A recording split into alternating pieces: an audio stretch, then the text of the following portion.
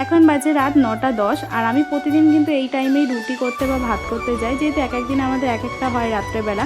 এক একদিন রাত্রে আমি রুটি করি, এক একদিন ভাত করি, কোনো ঠিক নেই, যেদিন যেমন হয় সেদিন সেরকমভাবেই রান্নাবান্না করে থাকি।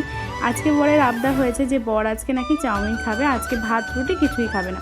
সেই মতো আজকে রাত্রেবেলা চাউমিন করলে কী হবে, রাত্রেবেলা তো আর আমি চাউমিন টাউমিন খাওয়ার পরে আমরা আর ভাত রুটি কিছুই খেতে পারবো না। তাই ও বললো তাহলে আজকে চাউমিনটাই করে ফেল রাত্রেবেলা।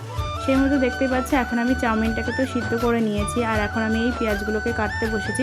প্রথম পেঁয়াজটা তো একদমই পচা ছিল, কাটার পরে দেখলাম ভিতরটা ভীষণই গন্ধ বেরোচ্ছে, ওই জন্য আবার অন্য পেঁয়াজগুলো নিয়েছি, নিয়ে এখন পেঁয়াজগুলোকে সুন্দর করে ছোটো ছোটো করে কেটে নিচ্ছি। তারপরে কুচিয়ে নিয়েছিলাম কিছুটা লঙ্কা, আর লঙ্কা কিন্তু এই লঙ্কাগুলো দেখতে এরকম সেরকম একটা ঝাল নেই।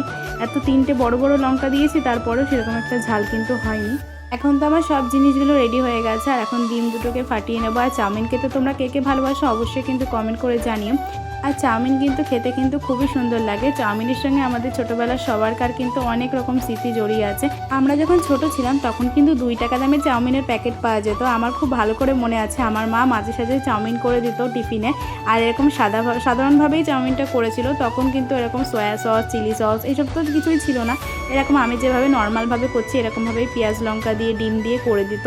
আর যেদিন আমরা চাউমিন নিয়ে যেতাম টিফিনে স্কুলে, তখন মনে হতো যে টিফিন পিরিয়ডটা কখন হবে আর চাউমিনটা খুলে কখন আমরা খাবো। আর তখন কিন্তু আমাদের মতো এরকম মধ্যবিত্ত ফ্যামিলির ছেলে মেয়েদের কাছে এই চাউমিনটাই অনেকটাই বড় ব্যাপার ছিল। আর চাউমিন যদি নিয়ে যাওয়া হতো, বন্ধু বান্ধব সবাইকে বলা হয়ে যেত যে আজকে আমি টিফিনে চাউমিন নিয়ে এসেছি। তা চলো, ছোটোবেলায় অনেক কথা তোমাদের সঙ্গে শেয়ার করে ফেললাম চাউমিন নিয়ে। আর ছোট থেকে বড় সবারই কিন্তু চাউমিন অনেক ফেভারিট। আজকে ডিনারে তো আমাদের এরকম চাউমিনই রেসিপি ছিল, তা দেখতেই পাচ্ছ এখন তো আমার চাউমিনটা রেডি হয়ে গেছে। তারপর নিচে এসে আমরা খেয়ে নিলাম। তো আজকে ভিডিওটা কেমন লাগলো অবশ্যই কমেন্ট করে জানো। দেখা হচ্ছে তোমাদের সঙ্গে কালকে, টাটা।